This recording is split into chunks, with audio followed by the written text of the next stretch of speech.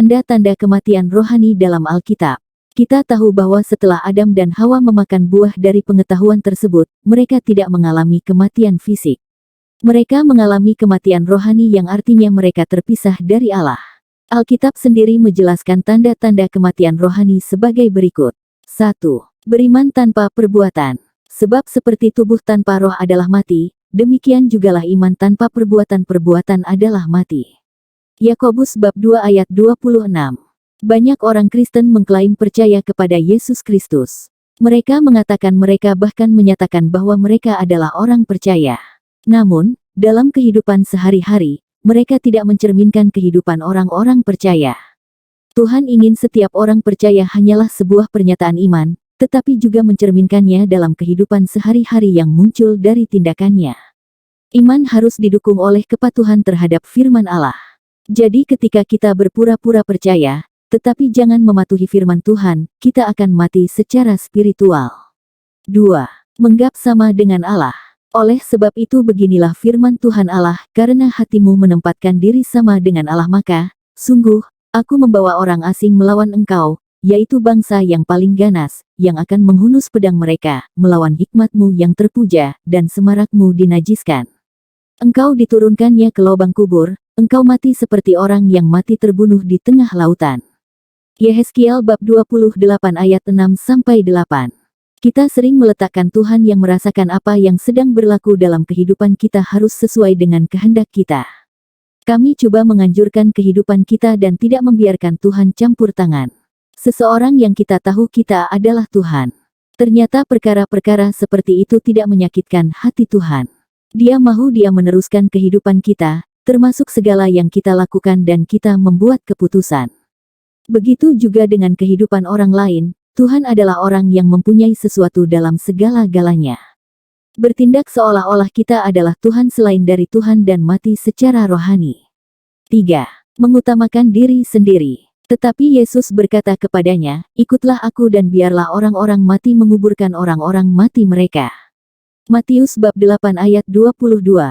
Kata, mati, pertama yang Yesus sebutkan dengan merujuk pada kematian spiritual sementara kata kedua, kematian, mengacu pada kematian secara fisik. Kata-kata Yesus ini tidak berarti bahwa Yesus tidak menghormati orang mati. Hal yang berarti Yesus adalah ketika rohani kita ingin tetap hidup, kita harus bersedia meninggalkan minat pribadi kita. Dalam konteks ini, salah satu murid Yesus menunda untuk mengikuti Yesus untuk menunggu sampai ayahnya sudah mati.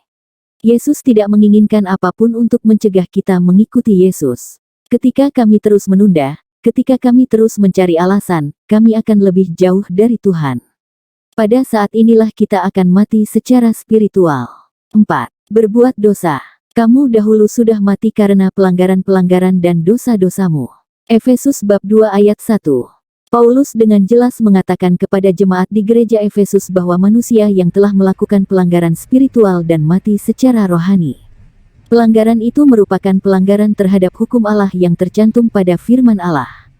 Paulus ingat bahwa jika kita ingin secara rohani, kita tetap hidup dan berkembang, kita harus mematuhi firman Allah dan berhenti berdosa.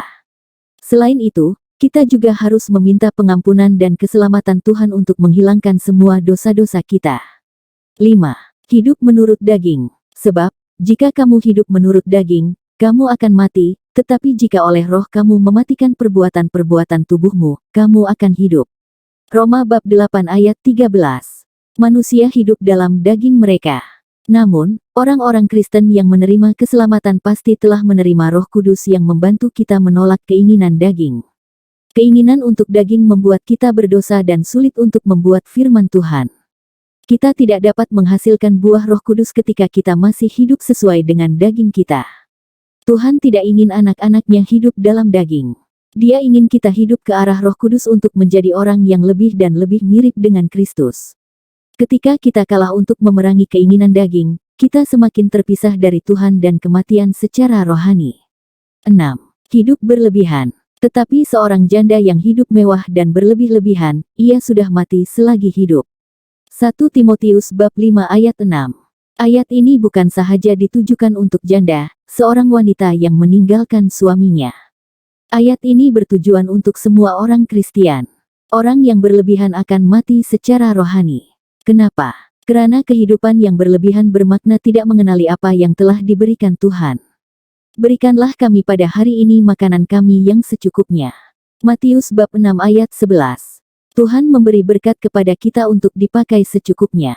Segala berkat yang lebih banyak sudah seharusnya kita gunakan untuk membantu sesama kita dan untuk memuliakan Allah.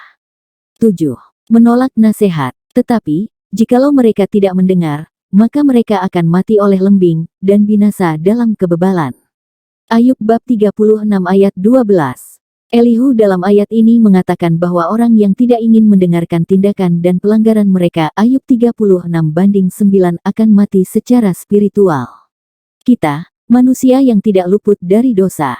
Seringkali, kita tidak kuat untuk mempertahankan keinginan daging.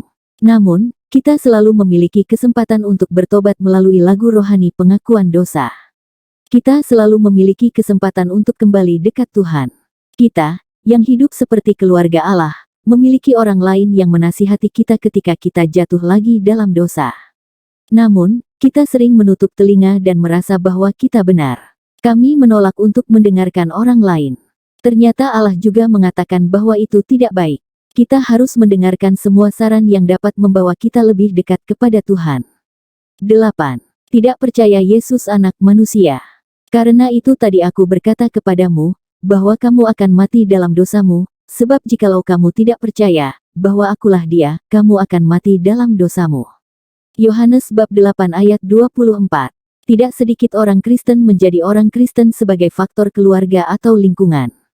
Mereka hanya mengambil judul agama tetapi tidak percaya serius. Ada orang yang masih tidak percaya bahwa Yesus adalah Anak Manusia, Juru Selamat.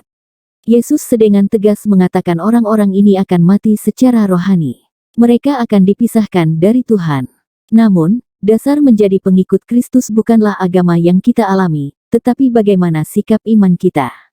Kami akui tidak hanya bahwa Yesus ada, tetapi kemudian mengakui bahwa Yesus telah membawa keselamatan bagi manusia. 9. Tidak menerima ajaran kebenaran. Ia mati, karena tidak menerima didikan dan karena kebodohannya yang besar ia tersesat. Amsal bab 5 ayat 23. Berapa kali kita mendengarkan firman Tuhan dalam sehari? Atau berapa kali kita mendengarkan firman Tuhan dalam seminggu? Dalam sebulan? Dalam setahun?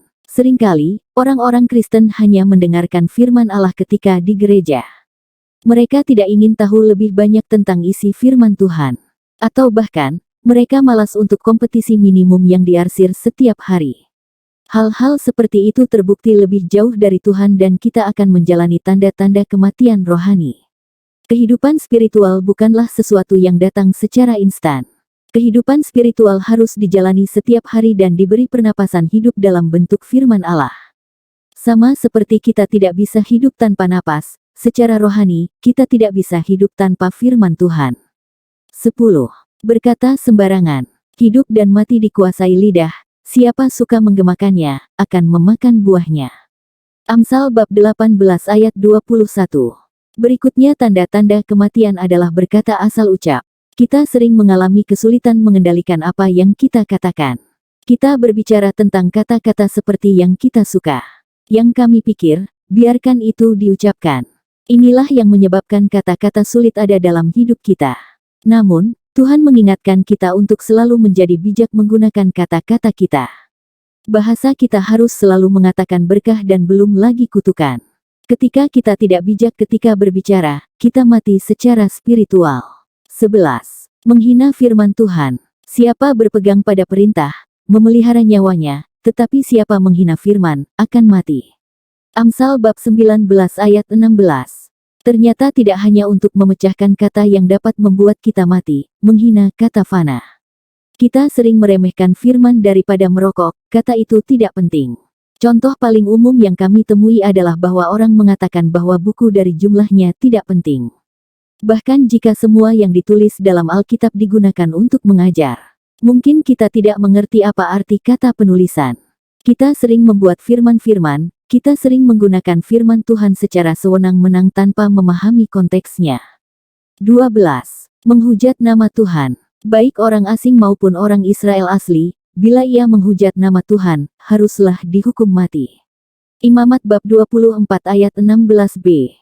Kita sering dapat mendengar bahwa orang-orang dengan hati-hati menyebutkan nama Allah.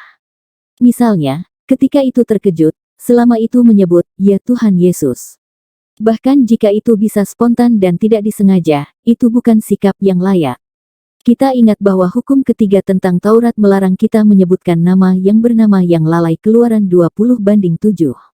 Selain itu, kita mungkin sering mendengar bentuk lain dari penistaan atas nama Tuhan. Atau mungkin bahkan kita melakukannya. Kita harus ingat bahwa ketika kita menghujat Allah, kita tidak mengakui keberadaannya. Itu membuat kita terpisah dari Tuhan dan kematian secara rohani. 13. Menyembah Allah lain. Apabila Efraim berbicara, gemetarlah orang, ia diangkat-angkat di Israel, tetapi ia bersalah dengan menyembah Baal, sehingga matilah ia. Hosea bab 13 ayat 1. Tanda-tanda kematian berikutnya adalah menyembah Allah lain. Kita mungkin seorang Kristen yang rajin memuja pemikiran untuk melakukan pelayanan. Namun, apakah kita dengan tulus menyembah Tuhan Allah kita? Apakah kita tidak mencintai Tuhan yang lain? Misalnya, kita merasa tidak dapat hidup tanpa uang. Kami terus menghabiskan waktu untuk mendapatkan uang bahkan dengan cara yang tidak halal. Atau kami terus menghabiskan waktu, kita melihat film untuk melupakan kewajiban kami yang lain. Kecanduan kita dibebaskan sebagai sikap untuk menyembah Allah yang lain. Dan Tuhan tidak suka itu. Ini jelas ditulis pada hukum pertama bahwa tidak ada dewa lain, Keluaran 20:2-3. Kita harus memperhatikan ketika kita mulai mencintai objek atau aktivitas, jangan biarkan itu menjadi dewa lain yang dapat memadamkan spiritual kita. 14. Tidak menasehati orang salah. Tetapi jikalau engkau memperingatkan orang jahat itu dan ia tidak berbalik dari kejahatannya dan dari hidupnya yang jahat, ia akan mati dalam kesalahannya, tetapi engkau telah menyelamatkan nyawamu. Yehezkiel bab 3 ayat 19. Kita sering merasakan waktu yang sempurna dengan kesalahan lain. Kita percaya itu menjadi kesalahan, bahwa itu harus bertanggung jawab dan bahwa kami menghindari interferensi. Bahkan jika Tuhan tidak mau, kita bergabung dengannya. Tuhan tidak ingin kita mengubahnya menjadi orang yang baik. Tuhan hanya ingin kita menjadi perpanjangan tangannya untuk melahirkan lantai. Orang tersebut mengulangi atau bukan tanggung jawab kita, semuanya ada di kuasa Allah. Jadi, kita tidak bisa lagi diam ketika kita melihat dosa kita. 15. Mengutuki orang tua. Dan, siapa yang mengutuki ayahnya atau ibunya harus mati. Markus bab 7 ayat 10b.